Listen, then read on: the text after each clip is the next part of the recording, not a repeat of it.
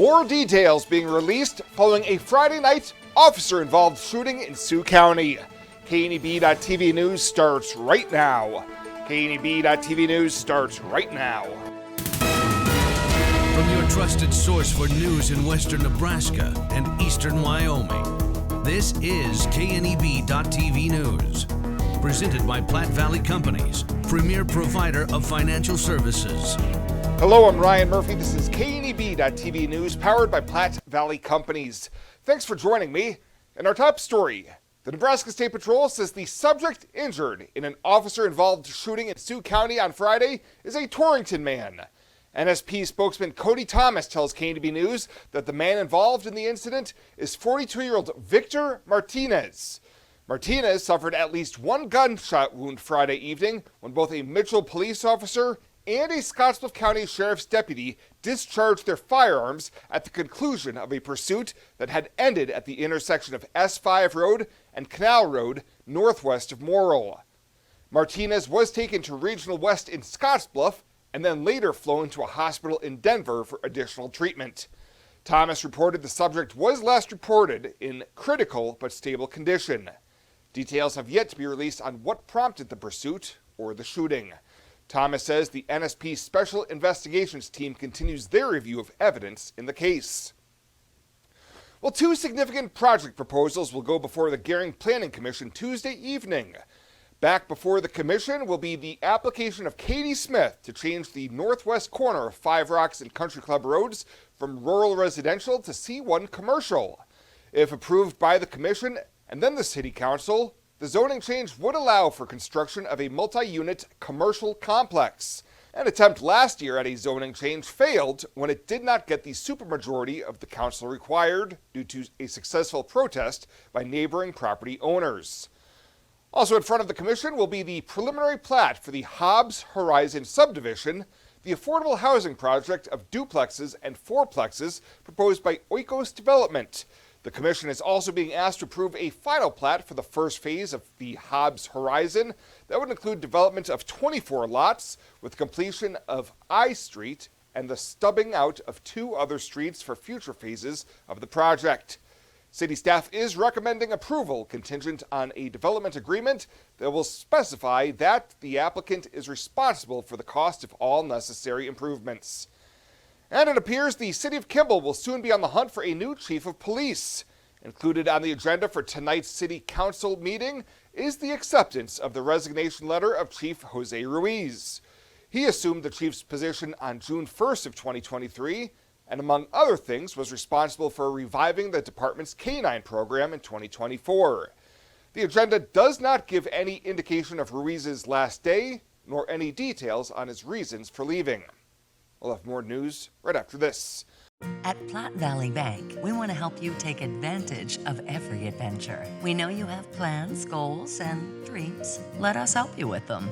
Whether it is building, buying, or renovating, we have the home loan or home equity line of credit to fit your needs. Stop in and see us at Platte Valley Bank and let us help make your dreams a reality.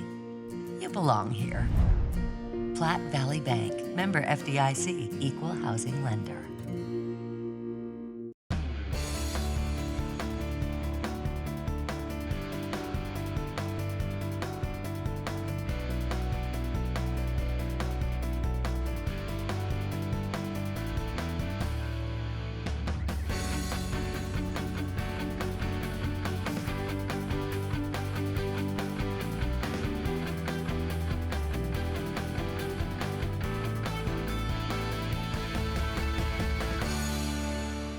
Life is crazy. Pain is stressful. How can anybody concentrate with these busy schedules? Now you can. This is Ben Moravec coming to you from Hydrozen, a float therapy business right here in Scottsbluff. I'm here today to let you know we now have memberships for $49 monthly. You can guarantee yourself at least one float per month. You know how floating keeps your muscles relaxed, your joints relieved, and your brain clear to think? Now you can float at a reduced rate each month. Inquire today at hydrozenfloat.com or call us at 308-63-FLOAT. Hydrozen. Unplug and recharge.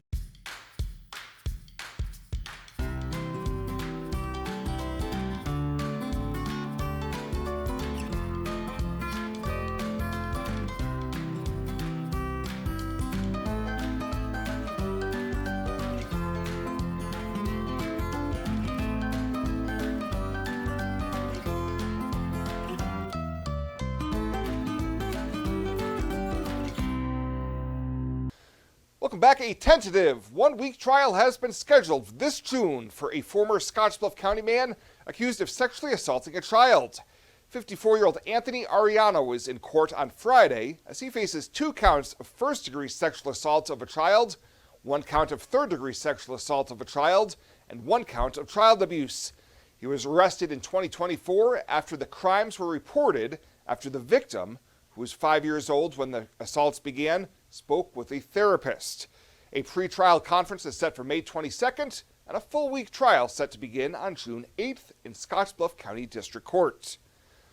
Well, 15 people lost their lives in 15 crashes on Nebraska roadways in the final month of 2025, according to the Nebraska Department of Transportation.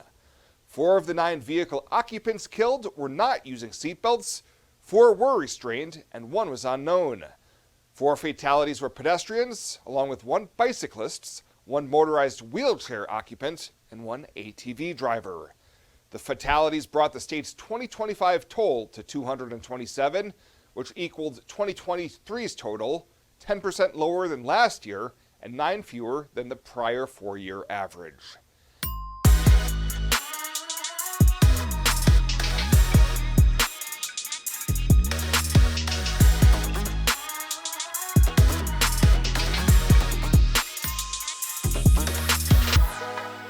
It's your last chance to lock in 2025 pricing on our acclaimed replacement windows and ensemble entry doors. Get 20% off with no money down, no interest, and no payments for 12 months. Pay nothing till 2027. Plus, get an extra 5% off the entire project if purchased on initial consultation. If you've been thinking about replacing those drafty, outdated doors or windows, now is the time. Call today or visit rbawyoming.com to book your free estimate.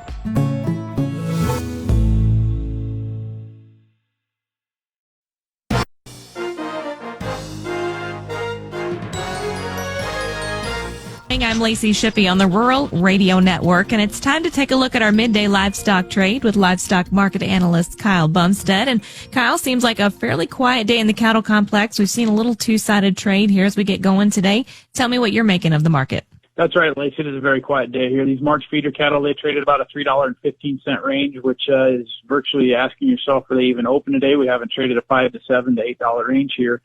Coming off of that limit down trade there on Friday, although we didn't stick at limit down, we did come off limit here at the end of the session there on Friday. And this coming off the headlines there that one of the prominent officials out of Texas was talking about screwworm. Well, it's inevitable, folks. It's probably going to get here at some point in time. Haven't got any confirmed cases in the U.S., but it's probably on the way. The feeder cattle index today, there's going to be a couple of them here when it updates a little bit later today. But the one for today they're going to use is down $1.21 here at $367.73 with an average price of $360.47 on 9,279 head. That daily average was about 765 lower than last week. There's over 60,000 head total now in the index. That's down from the peak of 74,000 here. After Friday's talk of that limit down, we saw Oklahoma City yesterday up 5 at 359, Joplin down 1 at 350, and it just doesn't seem like the cash wants to fall apart yet on these feeders here. On the live cattle side of things here, these April live cattle here, they've traded roughly just shy of $2 range here as well. I am kind of interested to see what this week's cash bids start out at here this week as these packers are trying to jockey for position here on this Lexington plant closure and where the cattle are going to go and things like that. So that's kind of what we're looking forward to there. We also have a cattle and feed report here later this week here on Friday after the close. So as soon as I get those numbers, I will get them out to you folks. Lacey. Well, thank you, Kyle. That is livestock market analyst Kyle Bumstead with a look at our midday trade here on the Rural Radio Network. Here's what's trending now on the Rural Radio Podcast Hub. Hi, this is Paul Perkins, inviting you to join me for a look at your ag weather. Get the extra details, including on where the storms track and the prospects of severe weather. You'll also get the general trends for temperatures and precipitation for the next 14 days and what the markets are watching for weather nationally and globally. Listen to the podcast, Ag Weather, 5 days a week. I'm Paul Perkins. Subscribe and listen to this podcast on ruralradionetwork.com. Customers prefer U.S. soy because it's sustainably produced, and the common practice of reduced tillage helps make you sustainable. That can pay off in the field with more environmental benefits and lower production costs. But as demands for sustainability continue to rise, it remains a journey of continuous improvement. And because sustainable practices help improve the value of our soybeans, it's a journey worth taking. Find out more at unitedsoybean.org. This message brought to you by your soy checkoff.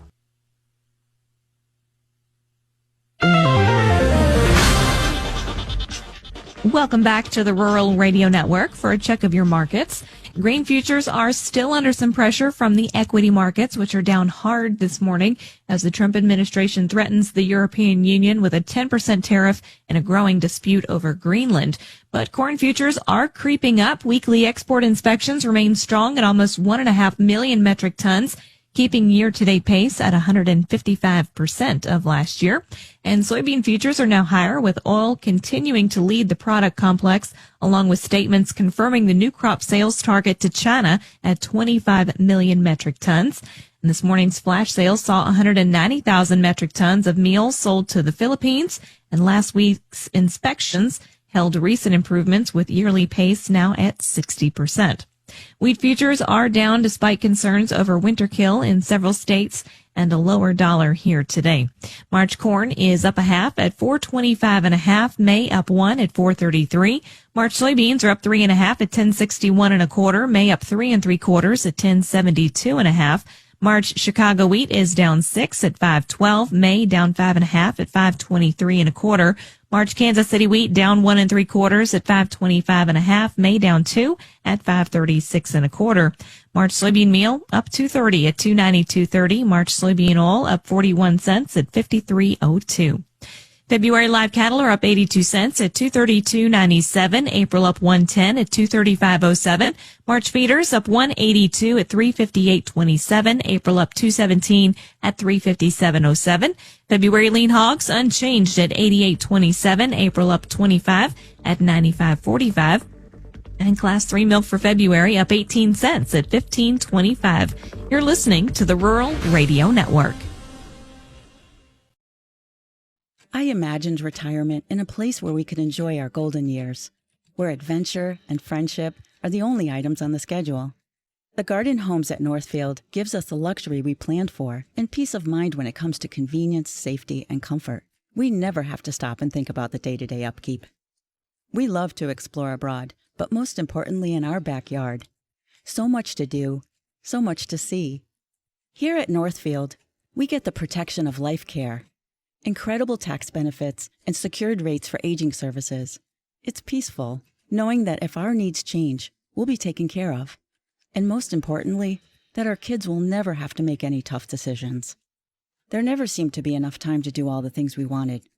Now we get to focus our energy on enjoying what this community has to offer. At the Garden Homes, life is ours again. A place we had dreamed about. A chance to focus on us.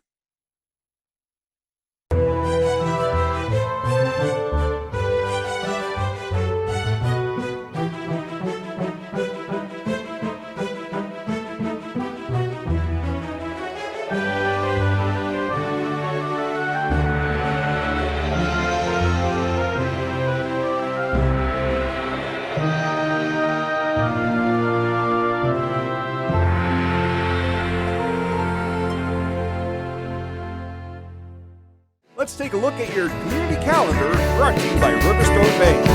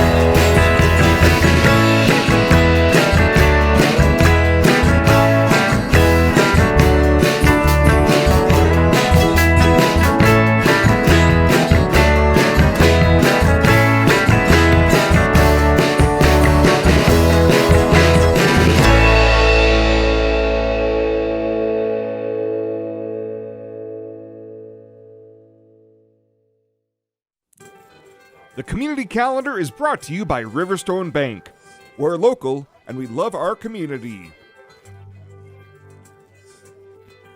It's your last chance to lock in 2025 pricing on our claim replacement windows and ensemble entry doors. Get 20% off with no money down, no interest, and no payments for 12 months. Pay nothing till 2027. Plus, get an extra 5% off the entire project if purchased on initial consultation. If you've been thinking about replacing those drafty, outdated doors or windows, now is the time. Call today or visit rbawyoming.com to book your free estimate.